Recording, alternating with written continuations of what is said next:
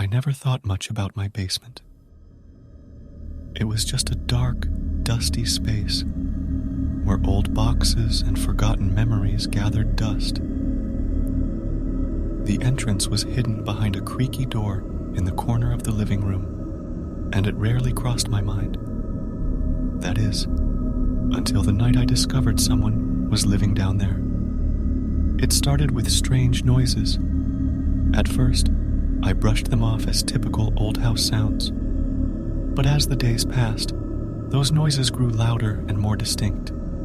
I would hear shuffling, like the slow, deliberate steps of someone trying to remain unnoticed. Whispers, too faint to make out words, would echo through the vents. I dismissed them as figments of my imagination, until one night, curiosity got the best of me.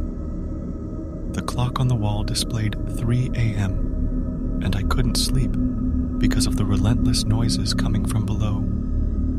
Something compelled me to investigate, to confront whatever lurked in the darkness beneath my home. Armed with a flashlight and a sense of unease, I descended the rickety stairs into the basement.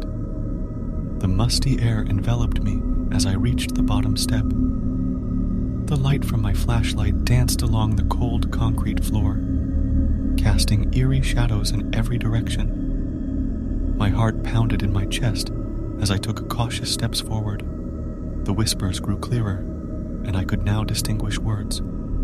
"Is he coming?" a voice hissed from the shadows. My blood ran cold as I realized I was not alone. Panic threatened to overtake me, but curiosity and a strange fascination compelled me to move closer. The beam of my flashlight landed on a makeshift living area in one corner of the basement. There, beneath a tattered blanket, I saw a man huddled, his eyes wide with fear. Our eyes locked for a moment, and my fear mirrored his. He was emaciated, with wild, unkempt hair and ragged clothes that seemed to blend into the darkness. His presence alone sent shivers down my spine, but his frailty begged me not to call the authorities just yet. "Who are you?" I stammered, my voice trembling. He hesitated for a moment before whispering, "I didn't mean to intrude. I was just looking for a place to hide." I couldn't understand how someone had managed to sneak into my home undetected, let alone take refuge in my basement for who knows how long. But as I looked closer, I noticed a stack of newspaper clippings and photographs scattered on the floor around him. They were all about me. Articles, pictures, even personal notes. My heart raced as I realized that this stranger had been watching me, studying me, and living beneath my very feet. "Why have you been spying on me?" I demanded, my voice shaking with a mix of anger and fear. He lowered his head, avoiding my gaze. I needed to know. You're the only one who can help me." His cryptic words only fueled my fear.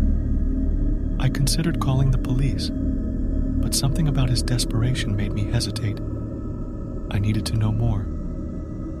"What do you mean? I can help you?" I asked.